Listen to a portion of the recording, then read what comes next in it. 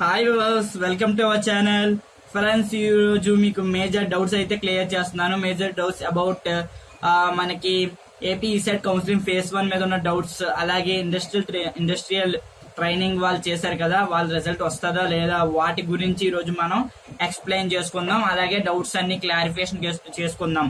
మన ఫ్రెండ్స్ అందరూ అలాగే మన సబ్స్క్రైబర్స్ అందరూ చాలా కన్ఫ్యూజ్ అవుతున్నారు ఏపీ ఈసెట్ కౌన్సిలింగ్ 1 వల్ల. వాళ్ళ డౌట్స్ అన్ని మాక్సిమం ఈ వీడియోలో క్లియర్ అయిపోతాయని అనుకుంటున్నాను. మీకు ఏవైనా డౌట్స్ కానీ ఏమైనా ఉంటే గ్యారంటీ కామెంట్ బాక్స్ లో కామెంట్ చేయండి, నేను మాక్సిమం రిప్లై ఇస్తాను. అలాగే మీరు చేయాల్సిన పని ఏంటంటే లైక్ చేయండి, షేర్ చేయండి, సబ్స్క్రైబ్ చేసుకోండి మన ఛానల్ ని.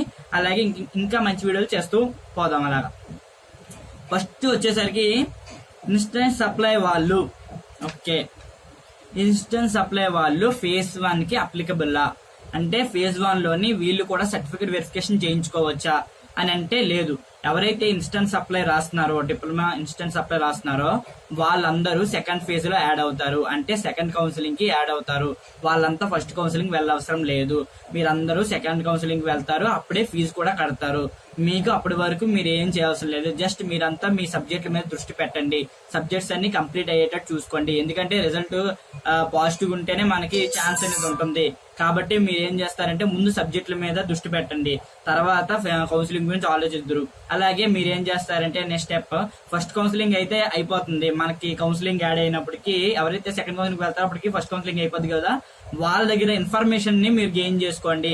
మీరు ఏం చేశారు, ఏ ప్రాసెస్ లో ఏం చేశారు, ఫీజు ఎక్కడ కట్టారు, సర్టిఫికేట్స్ ఎక్కడ వెరిఫికేషన్ చేసుకున్నారు, వాళ్ళకి అవన్నీ అడిగి మీ డౌట్స్ మీరు క్లారిఫై చేసుకోండి.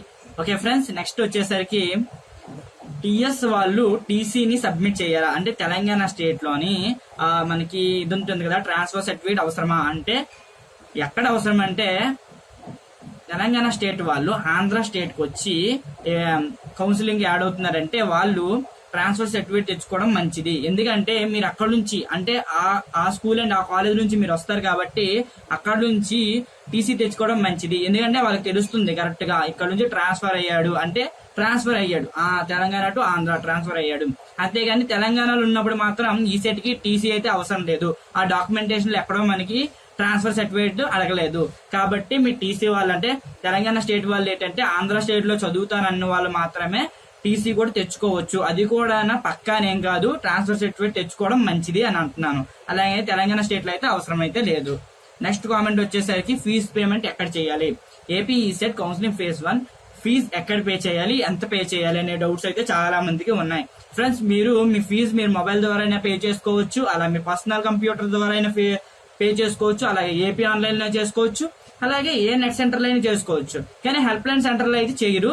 మీరు చాలా మంది ఏంటంటున్నారంటే హెల్ప్ లైన్ సెంటర్ కి వెళ్లి చెయ్యాలేమో అనుకుంటున్నారు. లేదు, 13వ తారీఖున మీరు ఫీజు అయితే పే చేయాలి.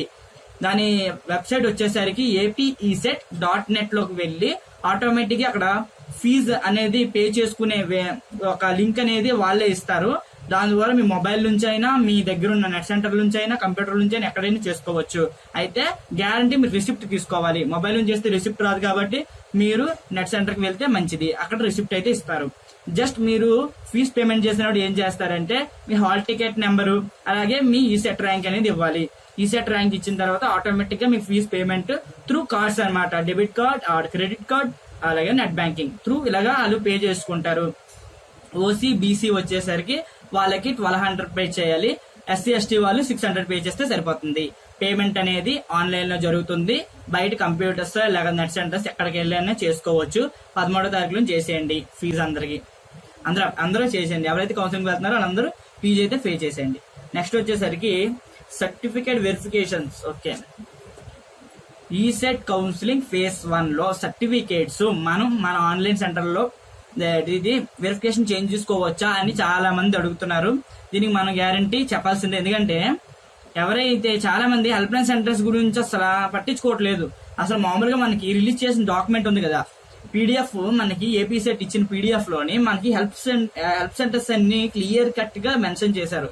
కాబట్టి మీరు సర్టిఫికేట్ వెరిఫికేషన్ ఎక్కడ పడితే అక్కడ చేసుకోకండి. ఎందుకంటే అందరూ ఎక్స్పీరియన్స్ అయి ఉండరు, కొందరు ఇప్పుడే నెట్ సెంటర్ పెట్టిన వాళ్ళు ఉంటారు. వాళ్ళ దగ్గరికి వెళ్ళి మీరు వెరిఫికేషన్ చేయించుకున్నారు అనుకోండి, ఏది గ్యారంటీ మీకు అక్కడ వెరిఫికేషన్ అయిందని. కాబట్టి మీరు నీట్ గా హెల్ప్ లైన్ సెంటర్స్ కి వెళ్ళండి.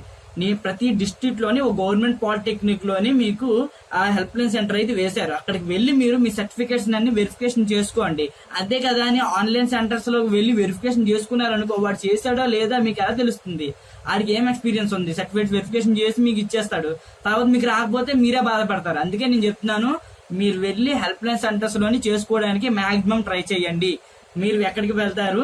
మీ దగ్గరలో ఉన్న గవర్నమెంట్ పాలిటెక్నిక్ కాలేజ్ లోని హెల్ప్ లైన్ సెంటర్ ఉంటుంది, అక్కడికి వెళ్ళి మీరు వెరిఫికేషన్ అయితే చేసుకోవచ్చు. నెక్స్ట్ వచ్చేసరికి ఫీజ్ ఎంత? ఓకే, ఫీజ్ చెప్తాను కదా, ఐసీఆర్ ఫామ్. ఓకే ఫ్రెండ్స్, చాలా మంది మాక్సిమం డౌట్ ఇదే, నా దగ్గర ఈ సర్టిఫికేట్ లేదు, నా దగ్గర ఆ సర్టిఫికేట్ లేదు, ఈ సర్టిఫికేట్ లేదు, మరి ఈసెట్ కౌన్సిలింగ్ ఫేజ్ 1 కి వెళ్ళడం అవ్వదంట, ఒక్క సర్టిఫికేట్ లేకపోయినా మన కౌన్సిలింగ్ జరగదంట అని చాలా మంది అంటున్నారు. బ్రో నాకు ఇది ఎలాగైనా నువ్వు చెప్పాలి అని చాలా మంది రిక్వెస్ట్ చేసిన కామెంట్. నేను చెప్పేది ఏదంటే, మీకు ఫర్ ఎగ్జాంపుల్ డిప్లొమాలోని ప్రతి వాళ్ళు కౌన్సిలింగ్ లో వెళ్ళే ఉంటారు. అక్కడ మీకు ఒక ఐసీఆర్ ఫామ్ ఉంటుంది. ఐసీఆర్ ఫామ్ లోని ఇంటూ మార్కు టిక్ మార్కులు పెడతారు. అసలు ఏంటి అది? అక్కడ ఏంటుంటుందంటే సర్టిఫికేట్స్, నువ్వు వెళ్ళి వెరిఫికేషన్ చేసుకున్న సర్టిఫికేట్స్ అన్ని అక్కడ ఉంటాయి. అక్కడ నువ్వు వెరిఫికేషన్ చేయించుకున్నావు అనుకో, అక్కడ టిక్ మార్కులు పడిపోతాయి.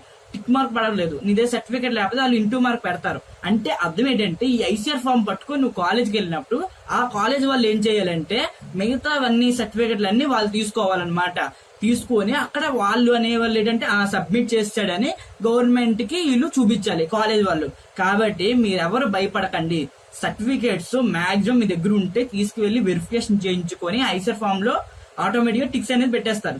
ఎవరికైతే సర్టిఫికేట్స్ లేవు, వాళ్ళు చాలా ట్రై చేశారు, వాళ్ళకి రాలేదు, ఇంకొద్ది టైం కావాలి అన్న వాళ్ళు ఏం చేస్తారంటే, మీ దగ్గర ఉన్న సర్టిఫికేట్స్ పట్టుకెళ్లి వాళ్ళకి వెరిఫికేషన్ చేంజ్ చేసిన తర్వాత వాళ్ళు మీరు ఏ సర్టిఫికేట్ ఇచ్చారో దాని మీద టిక్ మార్క్ చేసి, ఏ సర్టిఫికేట్ అయితే ఇవ్వలేదో దాని మీద ఇంటూ మార్క్ చేసి మీకు ఐసీఆర్ ఫామ్ ఇచ్చేస్తారు.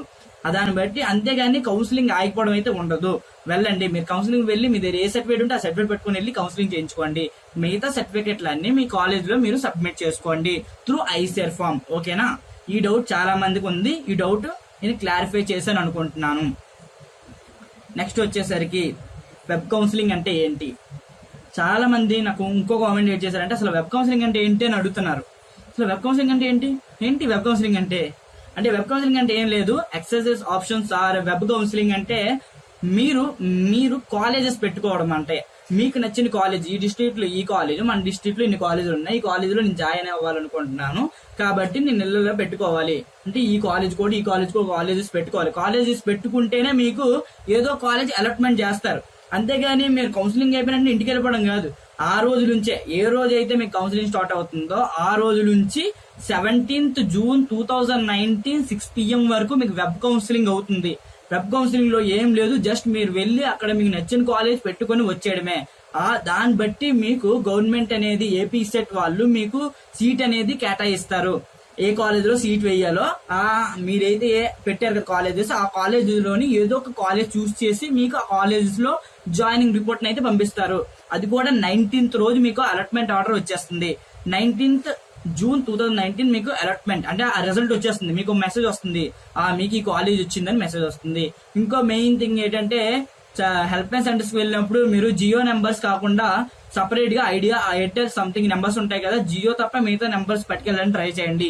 జియో పట్టుకెళ్ళండి, అలాగే Idea or Airtel something SIM పట్టుకెళ్ళండి. ఎందుకంటే జియో వెరిఫికేషన్ తీసుకోవట్లేదు అనమాట, నెంబర్ వాళ్ళు తీసుకోవట్లేదు. ఏం ప్రాబ్లం అని తెలియదు కానీ జియో నెంబర్ తీసుకోవట్లేదు, ఐడియా ఎయిర్టెల్ అయితే తీసుకుంటున్నారు. ఆ సిమ్ ఉన్నట్టు చూసుకోండి, ఐడియా ఎయిర్టెల్, ఫర్దర్ ఏ సిమ్ ఉంటే ఆ సిమ్, వడాఫోన్ ఏ సిమ్ ఉన్నా పర్లేదు, జియో తప్ప. నెక్స్ట్ వచ్చేసరికి రెసిడెన్స్ సర్టిఫికేట్ కావాలా, తీసుకువెళ్ళాలా తప్పకుండానా అని అడుగుతున్నారు.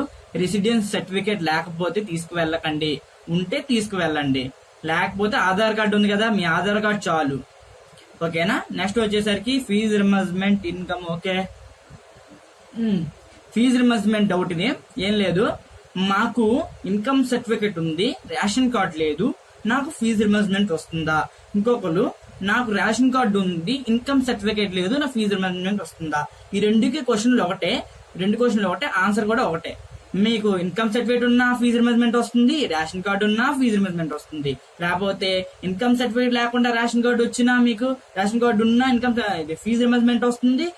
ఇన్కమ్ సర్టిఫికేట్ ఉండి రేషన్ కార్డు లేకపోయినా ఇన్కమ్ సర్టిఫికేట్ వస్తుంది. రేషన్ కార్డు లేకుండా ఇన్కమ్ సర్టిఫికేట్ ఉంటే కూడా ఫీజు రిమర్స్మెంట్ వస్తుంది. టోటల్ గా మీకు ఏదో ఒక డాక్యుమెంట్ ఉండాలి, ఉంటే రేషన్ కార్డు అయినా ఉండాలి, లేకపోతే ఇన్కమ్ సర్టిఫికేట్ అయినా ఉండాలి. ఏదున్నా మీకు ఫీజు రిమెంట్ అనేది గ్యారంటీ వస్తుంది పక్కాగా. అది ఏ కేటగిరీ అయినా no problem. Next major comment, చాలా మంది కామెంట్ చేసింది ఎన్సీసీ వాళ్ళు, ఫిజికల్ హ్యాండిక్యాప్డ్, అలాగే మనకి స్పోర్ట్స్ సంబంధించిన వాళ్ళు, వీళ్ళందరూ ఎక్కడికి వెళ్ళాలి, సర్టిఫికేట్ వెరిఫికేషన్ కోసం మనకి ఎక్కడికి వెళ్ళాలి, ఏ హెల్ప్ లైన్ సెంటర్స్ కి వెళ్ళాలి అని ఈ డౌట్ కూడా రేజ్ అయింది మన కామెంట్ బాక్స్ లో. అయితే మీరేం చేయాల్సిన లేదు, మీరు అందరూ విజయవాడ వెళ్ళాలి. విజయవాడలోని near Benz circle, Vijayawada government polytechnic, అక్కడికి వెళ్తే మీకు సపరేట్ గా అనమాట, అక్కడ ఎవరు ఉండరు, మిగతా ఎవరు ఉండరు. ఎవరైతే special certificates and special reservation కోసం అయితే వస్తారో వాళ్ళకి కౌన్సిలింగ్ జరుగుతుంది. అక్కడ విజయవాడలో మిగతా వాళ్ళు ఉంటారు కదా, మిగతా వాళ్ళ మామూలు స్టూడెంట్స్, వాళ్ళందరికీ విజయవాడలోని అక్కడే నియర్ బెంజ్ సర్కిల్ దగ్గర ఒక డిగ్రీ కాలేజ్ ఉంది. ఆ డిగ్రీ కాలేజ్ లోని మీకు హెల్ప్ లైన్ సెంటర్ అయితే వేశారు. ఎవరైతే స్పెషల్ రిజర్వేషన్ కోసం వెళ్తారో, ఎన్సీసీ, పిహెచ్, అలాగే స్పోర్ట్స్ సంబంధించిన వాళ్ళు వెళ్తారో వాళ్ళు government polytechnic of Vijayawada near Benz circle అక్కడికి వెళ్లి వెరిఫికేషన్ అయితే చేసుకోవాలి. నెక్స్ట్ వచ్చేసరికి నేను తెలంగాణ స్టేట్ లోని టీఎస్ ఈసెట్ రాశాను, నేను ఆంధ్రప్రదేశ్ లో కూడా ఏపీ ఈసెట్ రాశాను. ఈ రెండిట్లో నేను దేనికి వెళ్ళాలి అనే డౌట్ అయితే రేజ్ అయింది. ఫ్రెండ్స్, మీకు ఎక్కడికి వెళ్ళాలనిపిస్తే అక్కడికి వెళ్ళండి, ఎక్కడ అప్లై చేసుకోవాలంటే అక్కడ అప్లై చేసుకోండి. ఫస్ట్ మనకి అదే ఏపీ ఈసెట్ ముందు వచ్చేసింది కదా కౌన్సిలింగ్, మీరు ఈ ఏపీ ఈసెట్ కౌన్సిలింగ్ కూడా వెళ్ళిపోవచ్చు. లేదా టీఎస్సీ ఈసెట్ కౌన్సిలింగ్ వస్తే టీఎస్సీ ఈసెట్ కౌన్సిలింగ్ కూడా వెళ్ళిపోవచ్చు. అది మీ ఇష్టం, మీ మీద బేస్ అయి ఉంటది, ఎక్కడికి వెళ్ళాలి అనేది మీ మీద బేస్ అయి ఉంటది. కాబట్టి మీ ఇష్టం, మీరు ఆంధ్రకైనా వెళ్ళొచ్చు, తెలంగాణకైనా వెళ్ళొచ్చు. ఓకేనా. నెక్స్ట్ వచ్చేసరికి మెయిన్ పాయింట్, చాలా మంది నాకు అడిగారు ఎలాగైనా దీనికి నాకు ఆన్సర్ చెప్పమని. ఇండస్ట్రియల్ ట్రైనింగ్ వెళ్ళిన వాళ్ళ రిజల్ట్స్ అంటే 6th సెమిస్టర్ రిజల్ట్ ఏంటి, డిప్లొమా వాళ్ళందరూ సగం మంది గ్యారంటీని, అంటే ప్రతి కాలేజీలోని 3 to 4 సెక్షన్స్ ఉంటే ఆఫ్ సెక్షన్ అనే వాళ్ళు 5th సెమిస్టర్ వెళ్తే ఆఫ్ సెక్షన్ వాళ్ళు 6th సెమిస్టర్ లో వెళ్ళారు. అంటే 6 నెలల ముందు 6 నెలల తర్వాత వెళ్ళారు. అయితే 6 నెలల ముందు వెళ్ళిన వాళ్ళకి రిజల్ట్ వచ్చేసింది, వాళ్ళకి నో ప్రాబ్లం. ఎవరైతే 6 నెలల తర్వాత అంటే లాస్ట్ సెమ్ లో వెళ్ళారో, అంటే మన కాలేజీలోని లాస్ట్ 6 నెలల్లో వెళ్ళిన వాళ్ళు వాళ్ళకి ఇంకా రిజల్ట్ రాలేదు. దీనికి మెయిన్ కారణం అయితే ఎస్టీబీటీ అయితే కాదు, దీనికి కాలేజెస్ కారణం. కారణం ఏమిటంటే కాలేజెస్ మార్క్స్ అనేవి సబ్మిట్ చేయాలి. అంటే ప్రాబ్లం కాలేజ్ అని కూడా చెప్పలేం, ఎస్టీబీటీ కాదు, కాలేజ్ కాదు, స్టూడెంట్స్ దే ప్రాబ్లం, మీదే ప్రాబ్లం, మీరు చేసుకునేది ఈ ప్రాబ్లం. ఏట్లేదు, మీరేం చేస్తున్నారంటే మీరు ఎక్కడైతే పనిచేశారో ఆ కంపెనీ దగ్గర మార్క్స్ మీరు తీసుకోలే, మార్క్స్ వాళ్ళ దగ్గర తీసుకోలేదు, వాళ్ళది కాలేజ్ సబ్మిట్ చేయలేదు. మరి మీరు సబ్మిట్ చేయకపోయినప్పుడు కాలేజ్ అలాగే ఎస్టీబీటీ సబ్మిట్ చేస్తుంది. మీరు కాలేజ్ కి సబ్మిట్ చేసేస్తే వాళ్ళు వెళ్ళి ఎస్టీబీటీ సబ్మిట్ చేస్తారు. ఇది అందరూ ఇప్పుడు మీరు సబ్మిట్ చేస్తారు, మీ ఫ్రెండ్స్ సబ్మిట్ చేయలేదేమో, మీ ఫ్రెండ్స్ సబ్మిట్ చేయకపోయినా రిజల్ట్ రాదు. అర్థమైంది కదా. ఏం లేదు ఇక్కడ, ఒక్క కాలేజ్ సబ్మిట్ చేయకపోయినా ఎస్టీబీటీ ఈ రిజల్ట్ ని అలా పెండింగ్ లో పెట్టేస్తుంది. అంటే మొత్తంలో ఏపీలో ఎన్ని కాలేజెస్ ఉన్నాయో ఇండస్ట్రియల్ ట్రైనింగ్ వెళ్ళిన వాళ్ళందరివి అక్కడ ఎస్టీబీటీకి ఇవ్వాలి. ఒక్క కాలేజ్, ఒక 2 కాలేజ్, 3 కాలేజ్, 4 కాలేజ్, ఏ కాలేజ్ ఇవ్వకపోయినా రిజల్ట్ అనేది రాదు. ఈ కాలేజెస్ అన్ని ఇచ్చేస్తే మీకు గ్యారంటీ రిజల్ట్ అనేది త్వరలో వచ్చేస్తుంది. రిజల్ట్ ఏమైనా వస్తే మీకు గ్యారంటీ అప్డేట్ చేస్తాను. ఫ్రెండ్స్, ఇవి ఈ రోజు మన కామెంట్ బాక్స్ లో రేజ్ అయిన కామెంట్స్. మీకు ఈ కామెంట్స్ అన్ని క్లారిఫై చేశానని అనుకుంటున్నాను. ఈ వీడియో మీకు నచ్చినట్లయితే లైక్ చేయండి, షేర్ చేయండి, సబ్స్క్రైబ్ చేసుకోండి. ఇంకొన్ని మంచి వీడియోలు మనం అప్లోడ్ చేసుకు పోదాం. అలాగేనా. తప్పకుండా మీరు లైక్ చెయ్యండి, డిస్లైక్ చేయకండి. డిస్లైక్ ఎవరో వీడియో చూడకుండా డిస్లైక్ చేసేస్తున్నారు, లైక్ చెయ్యండి.